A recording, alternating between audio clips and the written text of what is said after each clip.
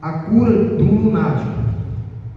E quando chegaram a multidão, aproximando-se um homem e pondo-se de joelho diante dele, dizendo: Senhor, tende misericórdia de meu filho que é lunático e sofre muito, pois muitas vezes cai no fogo e muitas vezes na água. E trouxe aos seus discípulos e não puderam curá-lo. E Jesus respondendo disse: Ó geração incrédula e perversa, até quando eu estarei convosco? Até quando vós sofre? Traz-me aqui. E repreendeu Jesus o demônio que saiu dele, e desde aquela hora o menino sarou. Então os discípulos aproximando-se de Jesus em particular, e disse: Por que não podemos nós expulsá-lo? E Jesus lhe disse: Por causa da pouca fé. Porque em verdade vos digo que se tiveres fé como um grão de mostarda, direis este monte: passa daqui para acolá, e há de passar, e nada vos será impossível. Mas essa cascata de demônio não se expulsa senão pela oração e pelo jejum. Amém, meus irmãos? Pode sentar. Pois, irmão, eu quero dizer para a amada igreja nessa noite, que aqui vai essa narração da Bíblia, vai dizer de um menino lunático. E uma coisa que me chama a atenção é que a Bíblia vai dizer que muitas das vezes aquele menino ele caía no fogo e muitas vezes na água. O que me traz na minha mente e o que faz eu pensar, como faz para cada um dos irmãos que está aqui nessa noite? A cena se repetia, a Bíblia vai dizer se é de semanas em semanas, se é de mês em mês. A Bíblia vai falar que é de tempo em tempo, que aquele menino, às vezes ele caía no fogo e às vezes na água. Só que se a gente for prestar atenção no começo da narração da Bíblia, você vai dizer que quando Jesus ele chega, e Jesus andava na multidão, como diz a Bíblia, e o pai daquele menino chegou e começou a falar com Jesus daquela cena, daquele acontecido. E uma coisa que me chama a atenção, meus irmãos, é que aquele homem, ao chegar até Jesus, ele já se colocou de joelho. Meu Deus! Aleluia! Por que ele se colocou de joelho? Porque ele sabia que Jesus naquele momento ia resolver o problema do filho dele. Meu Deus! Amém? Muitas vezes o que acontece no mundo de hoje Jesus, aleluia! é que nós queremos o nosso jeito, nós queremos a nossa vontade, e muitas vezes nós não se colocamos na posição certa para pedir Meu Deus! Jesus. Aquele homem, automaticamente, ele chegou até Jesus e já se colocou de joelho. Eu quero dizer, aquele homem ele não orou, ele se colocou de joelho na reverência ao Todo-Poderoso, Meu Deus! o grandão da Galileia. Muitas vezes nós estamos preocupados em pedir e esquecemos de se trovar diante de Deus. O que eu trago para os dias de hoje, dentro da palavra de Deus? O que eu trago para o dia de hoje? Se nós queremos algo da parte de Deus, que nós venhamos, irmãos, se trovar de joelho, nós venhamos se trovar de joelho, fazendo igual aquele homem fez. Por quê? Ele se pondo de joelho, ele fala assim para o Senhor: aleluia! Senhor, tenha de misericórdia de meu filho. Meu Deus! Mas muitas das vezes, eu trazendo essa mensagem, ele fala: tenha de misericórdia de meu filho. Hoje, os cristãos de hoje, muitas das vezes, eu e cada um que está aqui nesta noite, talvez nós não chegaríamos a essa sabedoria de falar para Jesus: tenha de misericórdia de meu filho. Talvez eu chegava, falava para Jesus: Jesus, tenha de misericórdia de mim, eu já não aguento mais passar por essa luta, eu já não aguento mais passar por esse ato. Jesus, será Eu venho sofrendo com esse menino que não encontra uma saída. Eu venho sofrendo com esse menino que já não tem mais o que fazer. Talvez ele já levou aquele menino a vários médicos. Talvez ele levou aquele menino aos curadores. Meu Talvez ele já Deus. tinha gastado. Glória de Jesus. Talvez ele já tinha gastado alguns recursos com os remédios. Mas uma coisa que me chama a atenção Glória a Deus. é que ele se trocou Aleluia. de joelho na presença de Jesus. Meu Deus. Deus. Eu vejo ali ele colocando: Senhor, neste momento eu sei que o Senhor vai resolver o meu problema que está nas tuas mãos. Às vezes nós se colocar na presença de Jesus com humildade, com sabedoria, com unção e com ousadia, muitas das vezes nós cometemos loucura. Muitas das vezes nós colocamos o grandão Jesus Cristo na parede, querendo do nosso jeito, querendo da nossa forma. Qualquer coisa eu vou parar, qualquer coisa eu vou desanimar, qualquer coisa eu vou meter o pé. Mas aquele homem, ele confiou em Jesus. E sabe o que me chama a atenção? É igual nos dias de hoje. Andamos com Jesus, conhecemos Jesus, falamos que Jesus cura, falamos que Jesus liberta, falamos que Jesus salva, e na hora de fazer a prova, a fé parece que vai embora.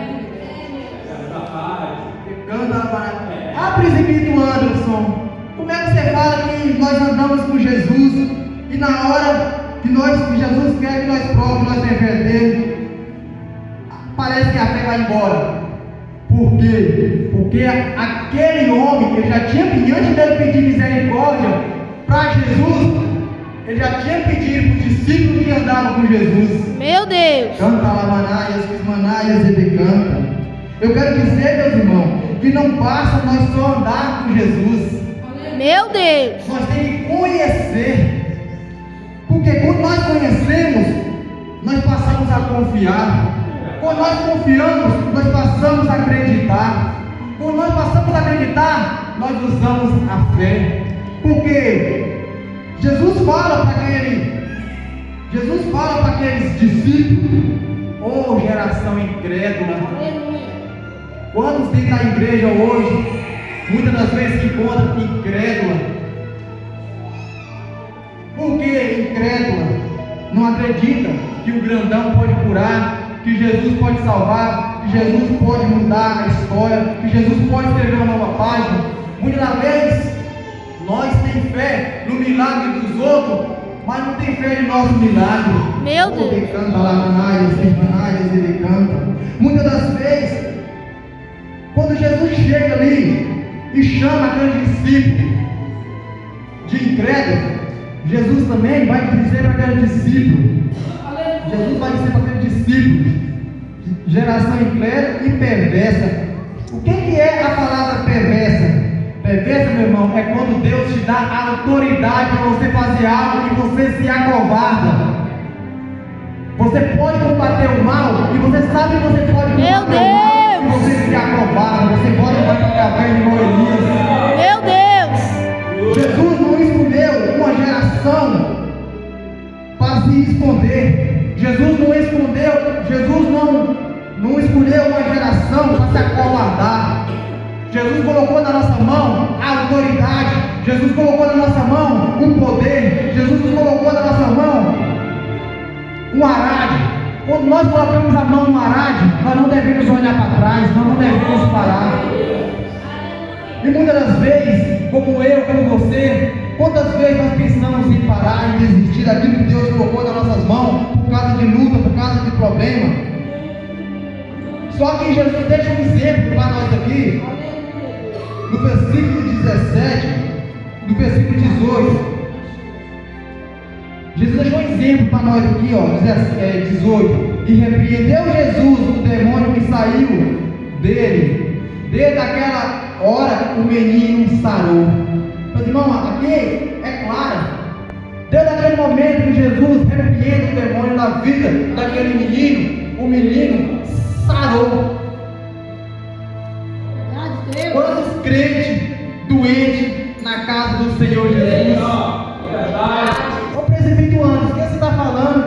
nós estamos doentes,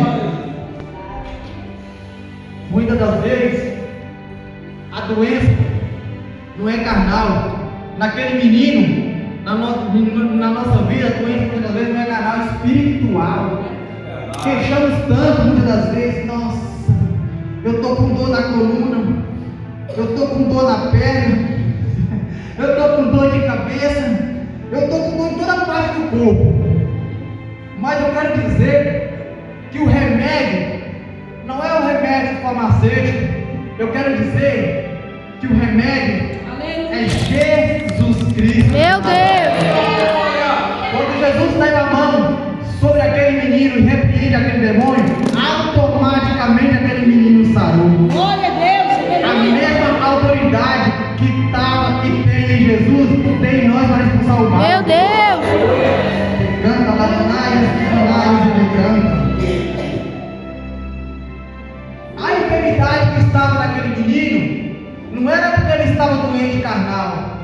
Muitas das vezes abrimos brecha para o inimigo. Muitas das vezes abrimos brecha para o demônio trabalhar na vida daqueles que não têm Deus e começamos a ver pelos olhos carnal. O inimigo, ele lança doença no crente que não tem Deus, que não ora, que não busca, que não persevera. E muitas das vezes falamos, hoje eu não vou na igreja, eu estou com uma dorzinha. Por quê? Ali tem coisa do inimigo que distrai daquela dor, daquela enfermidade. Só que Jesus deixa sempre para mim e para você. Essa cascata de demônios só sai com jejum e oração. Meu Deus. Canta lá, Manaias, ele canta. Só que muitas das vezes os crentes de hoje, o evangelho de hoje, não quer mais orar, imagina jejuar. Oh, ele canta lá, Manaias, ele canta. Eu vejo muitas das vezes o evangelho de hoje pregando bonito, falando bonito, só que muitas das vezes a unção passa longe. O crente ele tem que ter autoridade. O crente ele tem que ter poder. Aleluia. Virtude. O crente tem que ser obediente. O crente tem que ter o temor a Deus. Ó, precipituando, do jeito que você está pregando, do jeito que você está falando, dá a impressão que você bebe tudo isso que você está pregando. Quero dizer para os meus amados irmãos que sou pai, como cada um aqui é pai, e cheio de pecado, e cheio de defeito. Mas nós ouvimos uma mensagem dessa, se nós tiver com o nosso ouvido atento, se nós tiver com nossos olhos espirituais, o amanhã nós podemos fazer a diferença. Se você não jejuava, volta a jejuar. Se você não orava, volta a orar. A oração é a chave, a oração é a certeza, meu irmão, daquilo que Deus tem para mim e para você. Só que aqueles discípulos não se contentou de ver Jesus expulsando aquele demônio. E ele chama Jesus, não é eu estou falando, ele chama Jesus em particular. Aleluia, Deus. Jesus? Por que nós não podemos fazer isso? Senhor. Aí, gente, é duro para o cristão, é duro para um homem de Deus andar com Jesus, ver prodígio de maravilha, ver prodígio de milagre, de cura, de libertação, ver o que Jesus faz pelos olhos espirituais. E muitas das vezes, quando Jesus conta com nós, espera de nós a fé está lá embaixo. Quantos irmãos sabem nessa noite não já recebeu da parte de Deus um milagre? Quantos irmãos aqui nessa noite não já viu prodígio de maravilha? E muitas das vezes, irmão, deixamos a palavra, deixamos Cristo passar despercebido na nossa vida.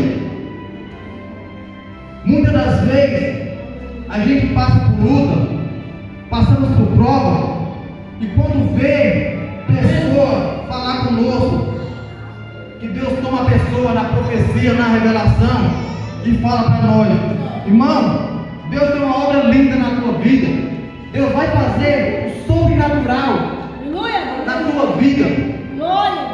Nós acreditamos, nós pegamos aquilo, trazemos para o coração, e nosso coração, na hora que nós recebemos aquela revelação, coração parece que vai explodir de tanta alegria, parece que nosso coração vai explodir de tanta felicidade.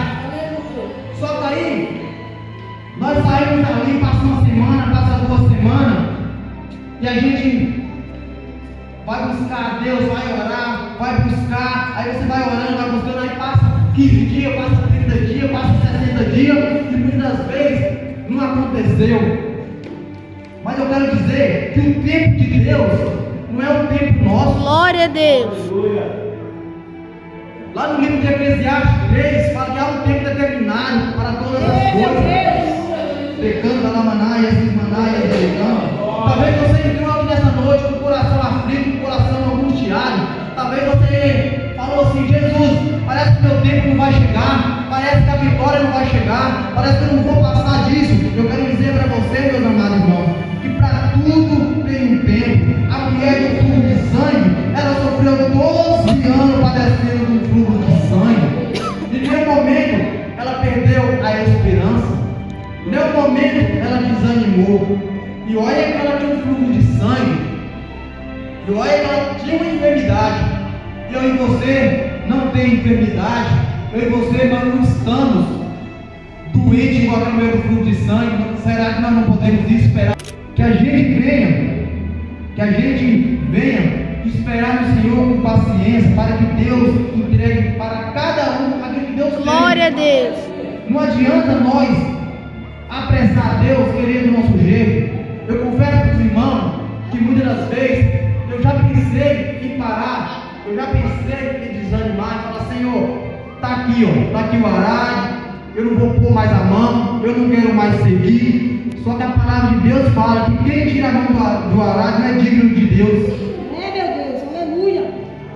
Aí quando eu lembro, meus irmãos, da promessa que Deus me fez, e eu levo meus olhos para o monte onde vem o meu socorro, decanta lá, e as desmanalhas decanta. Aí estava eu por dia. Meu Deus! Aí está a minha certeza, porque se você já acha difícil, aqui na terra, imagina partir sem Jesus Cristo, né? Porque a palavra de Deus não volta atrás da nossa vida, meus irmãos. O que Deus prometeu para cada um vai se cumprir na nossa vida. Por quê? Aqui, ó, fala que aquele lunático, muitas vezes ele caiu no fogo e muitas vezes na água. Imagina que você tem um filho que ele tem esse mesmo problema daquele lunático, que às vezes caía no fogo, às vezes caía na água. Imagina o coração daquele pai, o desespero, a aflição. Da mesma forma é Jesus conosco, meu irmão.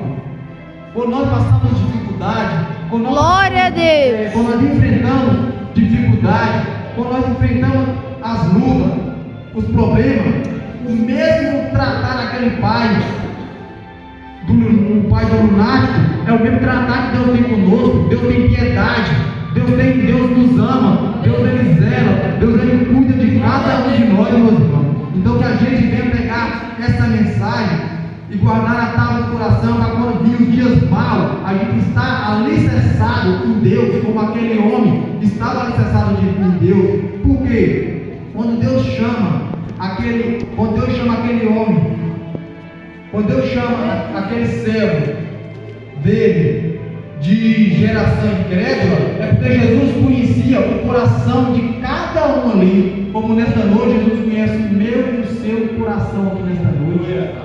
Jesus, ele sabe o nosso potencial. Jesus, ele sabe o que eu e você precisa. Jesus, ele conhece o teu passado. Jesus, ele conhece o teu presente. E Jesus, ele já sabe o teu futuro. Muitas das vezes nós falamos: nós não vamos conseguir, nós vamos partir, sem que algo acontece, sem o sobrenatural de Deus acontecendo na nossa vida. Mas nós estamos vendo a visão carnal. Quando nós olhamos para a visão espiritual, nós contemplamos lá na frente. quando Deus tirou aquele povo do Egito para herdar a terra de Canaã, a Bíblia vai dizer que aquele povo era para entrar, segundo os historiadores da Bíblia, vai dizer que era para eles chegar na terra de Canaã 40 dias. Só que tem um porém.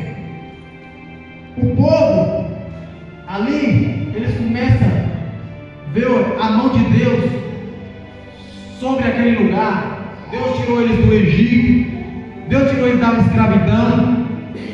Eles viram ali uma coluna de fogo que aquecia eles à noite. Eles viram a mão de Deus, eles viram prodígio e maravilha, viu milagre, viu o poder de Deus se aperfeiçoar ali.